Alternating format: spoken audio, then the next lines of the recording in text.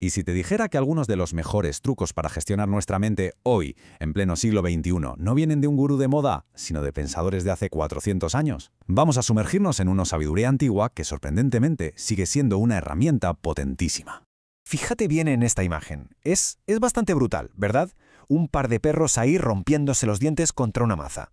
Pues bien, aunque no lo parezca, este grabado es en realidad una clave. Una especie de mapa para entender cómo una de nuestras pasiones más oscuras nos hace más daño a nosotros mismos que a nadie más. A ver, estas imágenes tienen un nombre. Se llaman emblemas. Y eran, para que nos hagamos una idea, como los memes del siglo XVII. Sí, como lo oyes. Combinaciones potentísimas de imagen y texto diseñadas para enseñar lecciones muy profundas sobre algo con lo que seguimos lidiando hoy. Cómo controlar nuestro propio mundo interior. Para que quede claro, un emblema es como una píldora de sabiduría visual. Siempre tiene tres partes. Una imagen simbólica, que es lo que te engancha, un lema, una frase corta y directa, casi siempre en latín, y luego un texto que lo explica todo. Y juntas, las tres cosas, crean una lección que se te queda grabada. Y la primera gran lección de estos maestros del pasado es, digamos, el cimiento de todo lo demás. La idea de que el autodominio, el control sobre uno mismo, empieza por domar nuestros propios impulsos, ese lado nuestro más salvaje.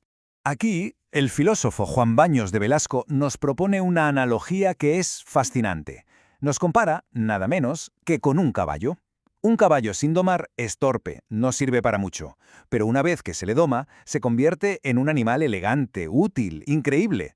Pues con nosotros pasa lo mismo. Debemos domar nuestros impulsos para poder ser buenos para nosotros mismos, y solo entonces podremos serlo para los demás. Pero claro, esta idea de ser bueno para uno mismo primero abrió un debate filosófico súper interesante en aquella época. A ver, ¿cómo se consigue eso? ¿El valor de una persona nace de dentro, de quererse a uno mismo, o se gana fuera, con nuestras acciones? Aquí es donde la cosa se pone buena. Por un lado, tenías a Baños de Velasco, que decía que el amor propio es el punto de partida para ser virtuoso. Pero por otro, Fray Francisco de Zárraga no estaba nada de acuerdo. Para él, eso de amor propio sonaba a vanidad. Él pensaba que el amor se gana, se consigue, con buenas acciones, como el campesino que siembra para luego poder cosechar. Su lema era mucho más directo. Si vis amari, ama. O sea, si quieres que te amen, ama tú primero. Venga, pasemos a la siguiente batalla interior. Una vez que uno empieza a trabajarse, se encuentra con un enemigo que es tremendo. Nuestro propio ego. Y sobre todo, cómo nuestras pasiones deforman por completo la manera en que vemos la realidad. El diplomático Diego Saavedra Fajardo nos dejó una metáfora que es sencillamente brillante. Dice que el ego funciona como un telescopio. Cuando miramos nuestros propios méritos, usamos el extremo que lo hace todo más grande, gigante. Pero, cuando nos toca mirar los méritos de los demás, le damos la vuelta y usamos el extremo que los hace diminutos, insignificantes. Esta frase lo resume a la perfección. Con ese telescopio del ego, nuestros propios vicios casi nos parecen virtudes y nuestras faltas son pequeñeces sin importancia. Pero claro, los defectos de nuestros rivales, esos se ven enormes, monstruosos. Y esta es la pregunta del millón, ¿no? Una pregunta que deberíamos hacernos de vez en cuando. Oye, ¿estamos juzgando las cosas como son, de forma objetiva, o lo estamos haciendo a través de esa lente deformada de nuestras pasiones? Y esto nos lleva a otra imagen potentísima, esta vez de Juan de Borja. Unas gafas. Nos explica que las pasiones son como unas lentes de colores. Si miras a alguien a través de la lente del amor, todo lo que haga te parecerá bueno, admirable. Pero si lo miras a través de la lente del odio, esa misma persona y sus mismas acciones te parecerán horribles. La realidad es la misma. Lo que cambia es el color del cristal con el que la miramos. Ahora vamos a meternos con dos de los venenos más tóxicos de nuestra batalla interior: la envidia y la ira. Lo interesante es que estos pensadores no las veían como armas contra otros, sino como heridas que nos hacemos, sobre todo, a nosotros mismos. Volvemos a la imagen del principio. Los perros que intentan destrozar la clava de Hércules que simboliza la virtud de otra persona. ¿Y qué consiguen? Pues solo romperse los dientes y sangrar. La idea es brutalmente clara. La envidia, antes de dañar el honor del vecino, se ceba con las propias entrañas. El principal perjudicado siempre es el envidioso. Y aquí tenemos al unicornio.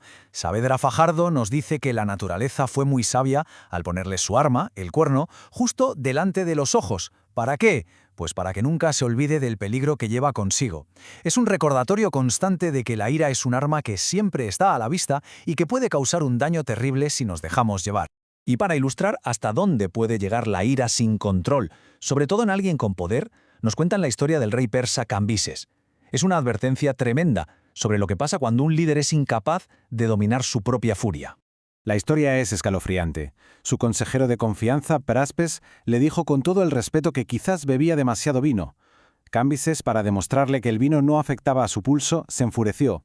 Mandó traer al hijo de Praspes, lo ató, cogió un arco y le clavó una flecha en el corazón, delante de su propio padre. La lección es terrible. La ira, cuando tiene el poder, no soporta escuchar la verdad. Bien, después de enfrentarnos al ego, la envidia y la ira, llegamos a la herramienta final. Y puede que sea la más poderosa de todas para ganar esta batalla interior: la disciplina, la estrategia del silencio. Este emblema lo explica genial. Es el efecto dominó de toda la vida. Tiras una piedra a un lago, o sea, cometes un error por precipitarte, y las ondas empiezan a multiplicar cada vez más grandes, alterándolo todo. Un solo fallo, por culpa de la prisa o del pánico, puede generar muchísimos más. El antídoto: la calma, el silencio.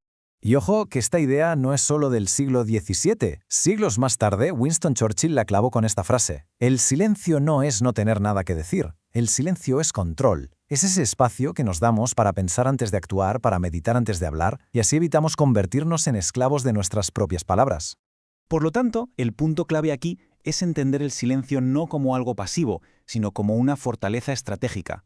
Nos permite escuchar, entender qué piensan los demás, mientras nosotros somos los dueños absolutos de lo que pensamos.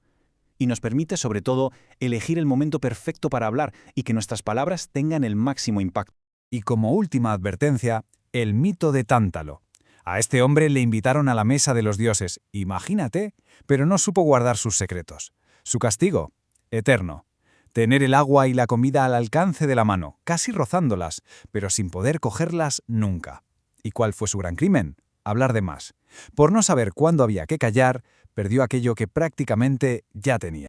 Al final de todo este recorrido, la pregunta queda en el aire. Hemos visto las armas que usaban los maestros del pasado: el control sobre uno mismo, la vigilancia del ego, el dominio de la ira y, sobre todo, el poder del silencio. Ahora, en la batalla particular de cada uno, ¿cuál es el arma que se elige? Y terminamos con esta imagen que transmite una calma increíble. Es Harpócrates, el dios egipcio del silencio, con el dedo en los labios. Un símbolo muy antiguo, pero que nos sigue recordando algo eterno: que a veces la mayor demostración de poder y de sabiduría consiste simplemente en saber cuándo hay que callar.